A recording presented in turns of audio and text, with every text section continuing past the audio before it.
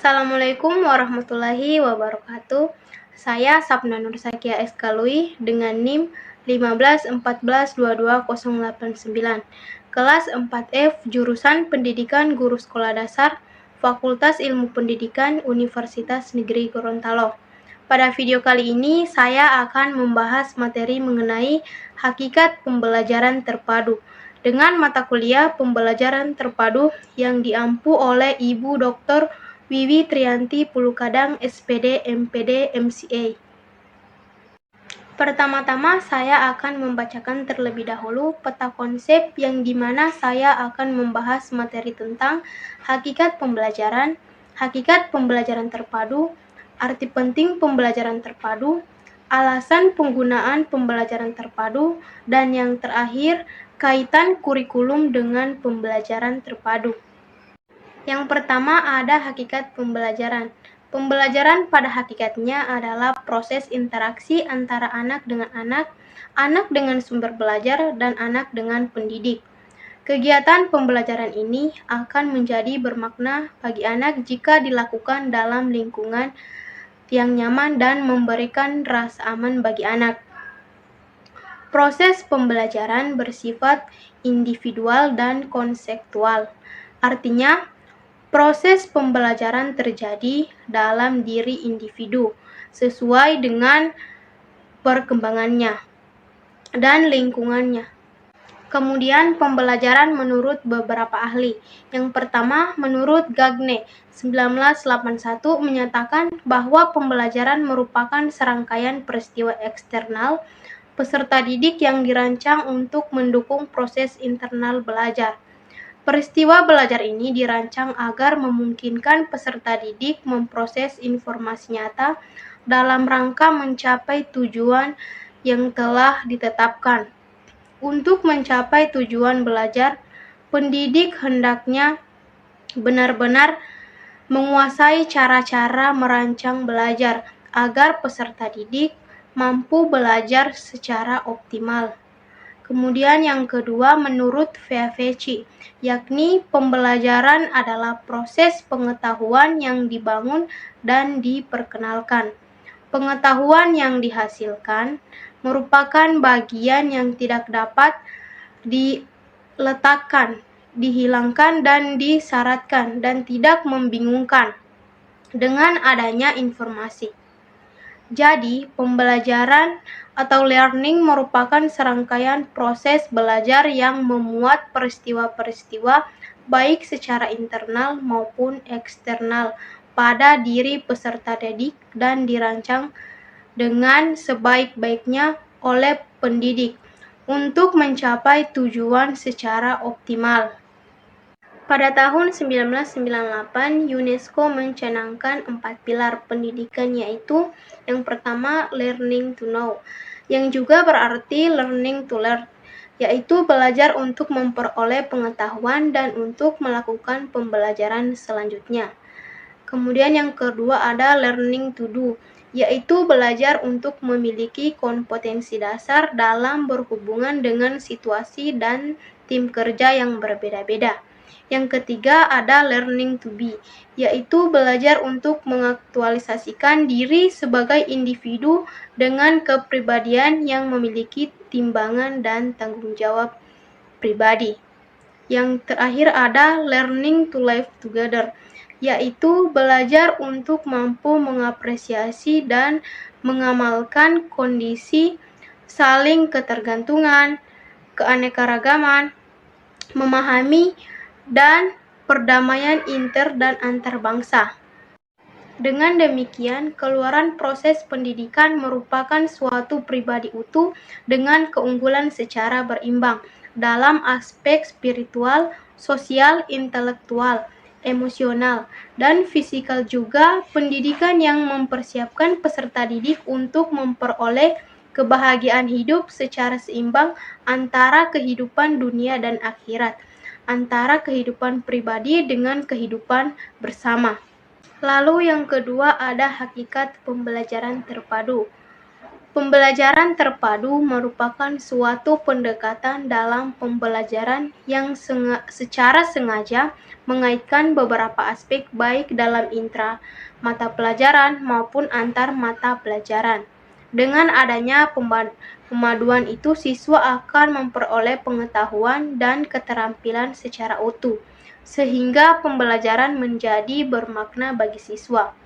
Bermakna di sini memberikan arti bahwa pada pembelajaran terpadu, siswa akan dapat memahami konsep-konsep yang mereka pelajari melalui pengalaman langsung dan nyata yang menghubungkan antar konsep dalam intra mata pelajaran maupun antar mata pelajaran.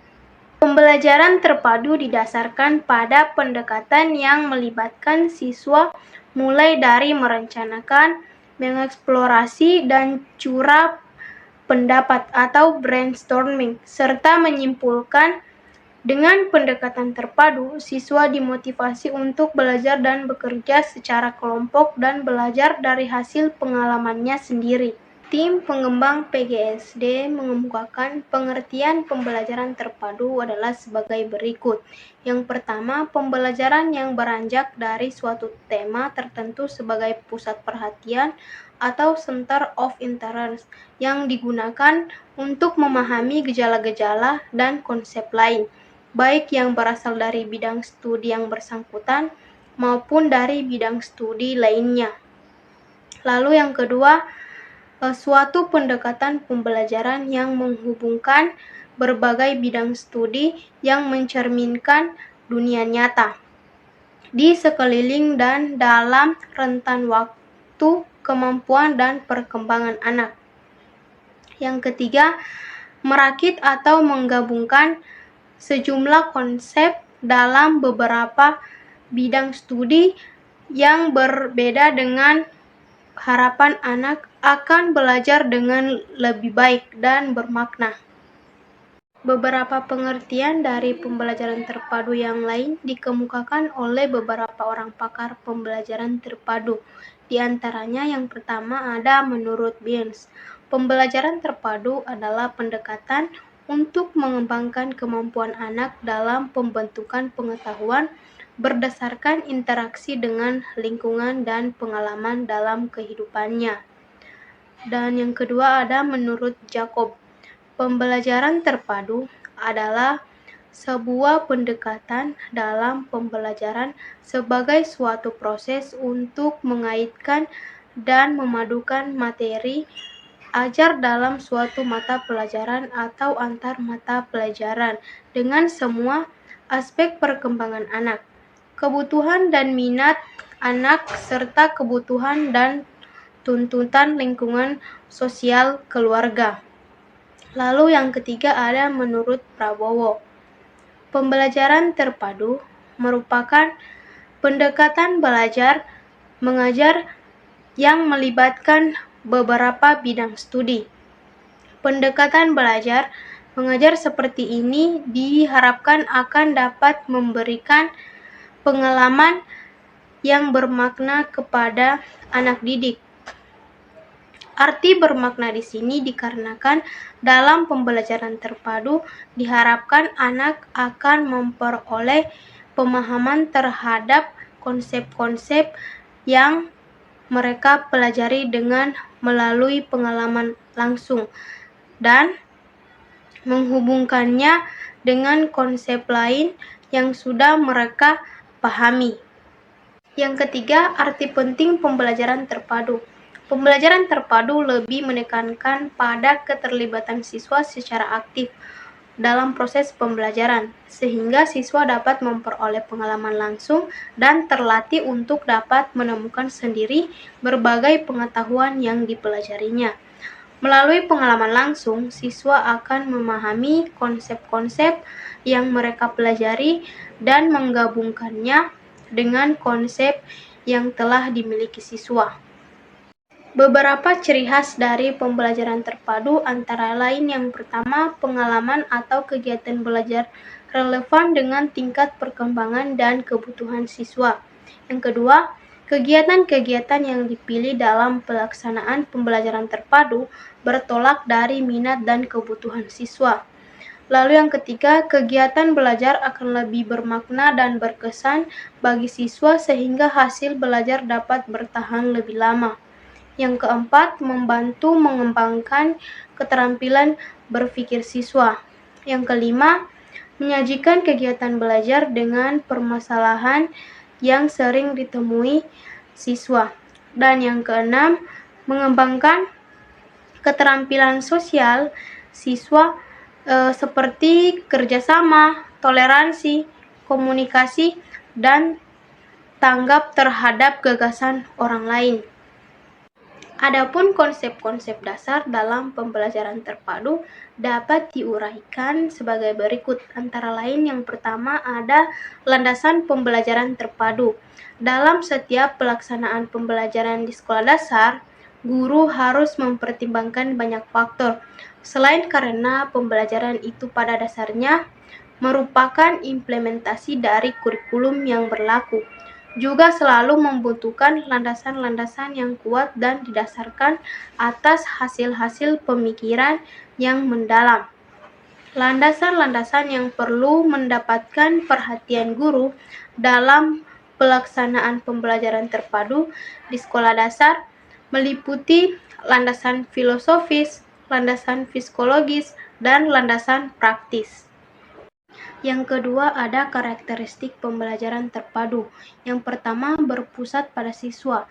Yang kedua, pembelajaran terpadu menempatkan siswa sebagai subjek belajar, sedangkan guru lebih banyak berperan sebagai fasilitator, yaitu memberikan kemudahan-kemudahan kepada siswa untuk melakukan kegiatan belajar.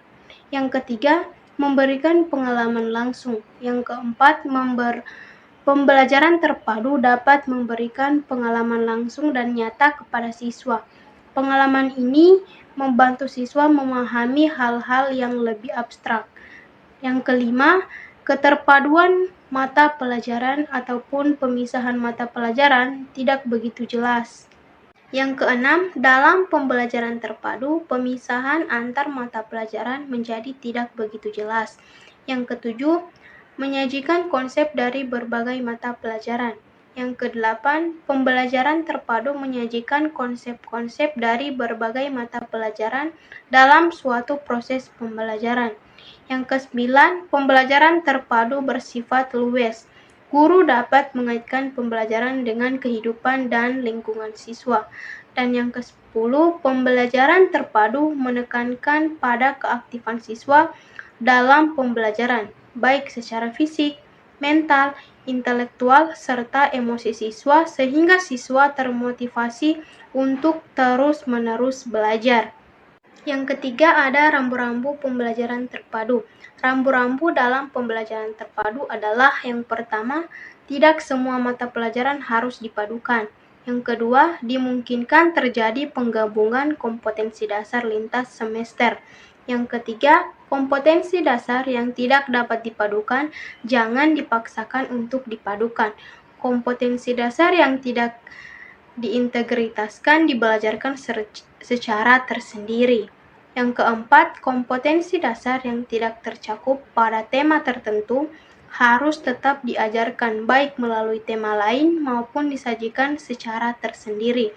Dan yang kelima, kegiatan pembelajaran ditekankan pada kemampuan membaca, menulis, dan berhitung serta penanaman nilai-nilai moral.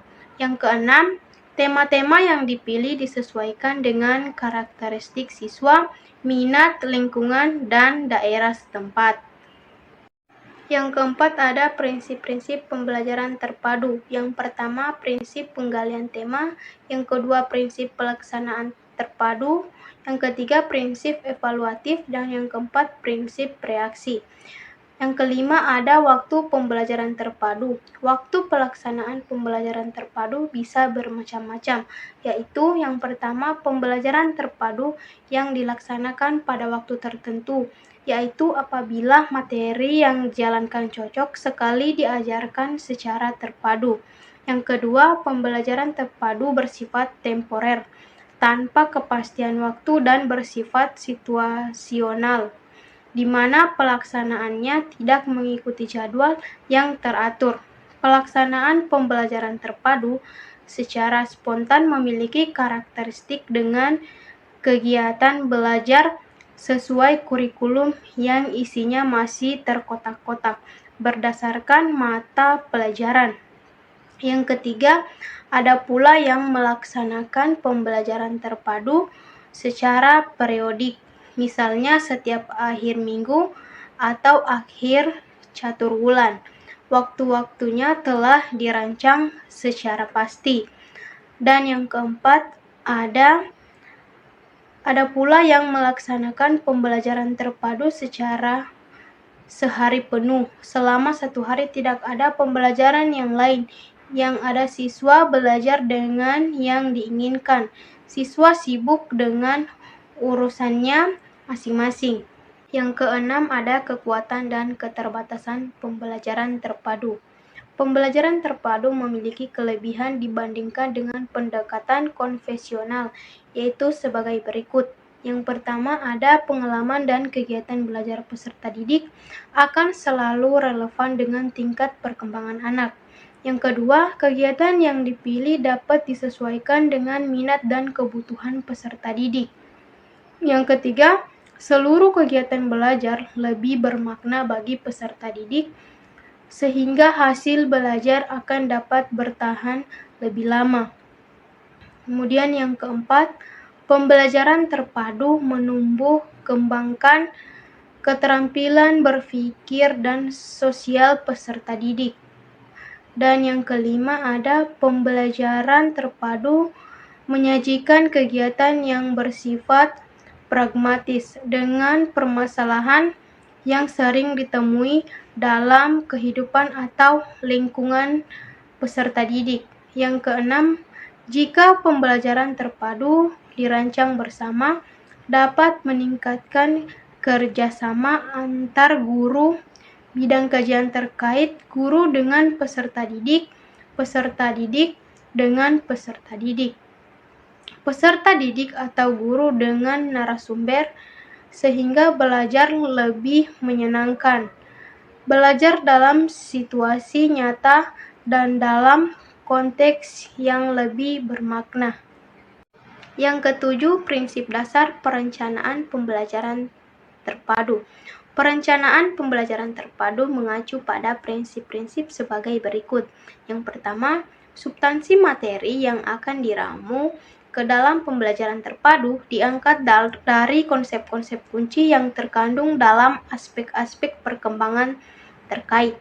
Yang kedua, antar konsep kunci yang dimaksud memiliki keterkaitan makna dan fungsi, yang apabila diramu ke dalam satu konteks tertentu atau peristiwa, isu, masalah, atau tema, masih memiliki makna asal, selain memiliki makna yang berkembang dalam konteks yang dimaksud.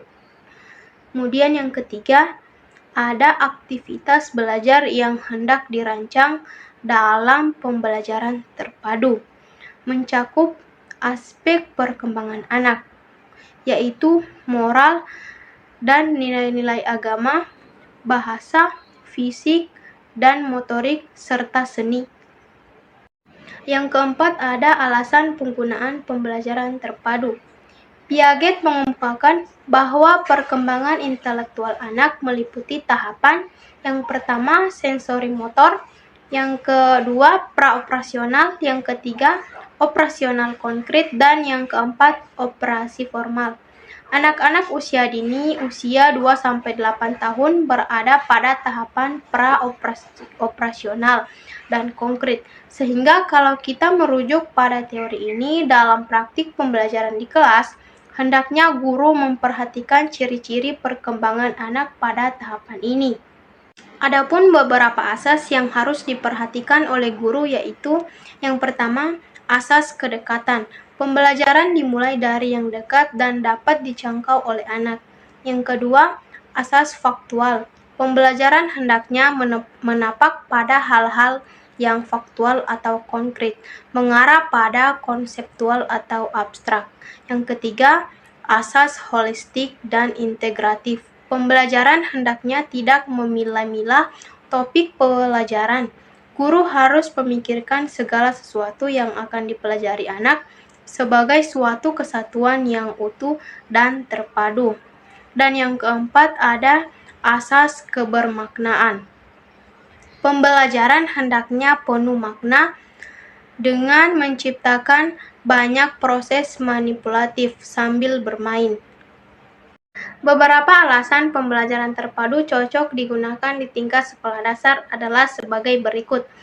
Yang pertama, pendidikan di sekolah dasar harus memperhatikan perkembangan intelektual anak sesuai dengan taraf perkembangannya. Anak sekolah dasar melihat dunia sekitarnya secara menyeluruh.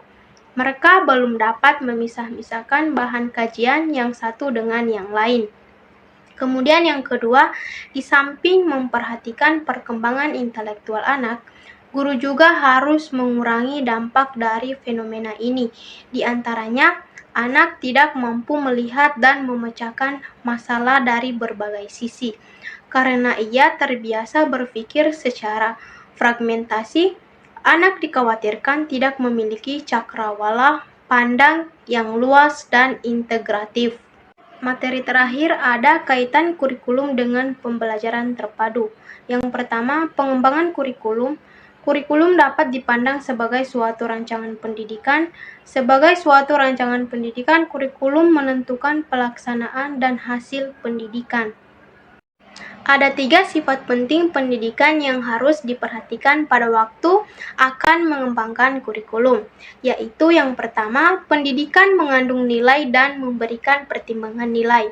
Hal ini diartikan bahwa pendidikan diarahkan pada pengembangan pribadi anak agar sesuai dengan nilai-nilai yang ada dan diharapkan masyarakat. Proses pendidikannya harus bersifat membina dan mengembangkan nilai. Yang kedua, pendidikan diarahkan pada kehidupan dalam masyarakat. Hal ini diartikan bahwa pendidikan menyiapkan anak untuk kehidupan dalam masyarakat. Anak perlu mengenal dan memahami apa yang ada dalam masyarakat, memiliki kecakapan-kecakapan untuk dapat berpartisipasi dalam masyarakat. Yang ketiga, ada pelaksanaan pendidikan dipengaruhi dan didukung oleh lingkungan. Lingkungan masyarakat tempat tinggal pendidikan itu berlangsung. Yang kedua ada model-model kurikulum. Yang pertama, kurikulum subjek akademis. Yang kedua, kurikulum humanistik. Yang ketiga, kurikulum rekonstruksi sosial. Yang keempat, kurikulum teknologis. Dan yang kelima ada kurikulum terpadu. Nah, itu tadi pemaparan materi dari saya. Apabila ada kesalahan kata, mohon dimaafkan.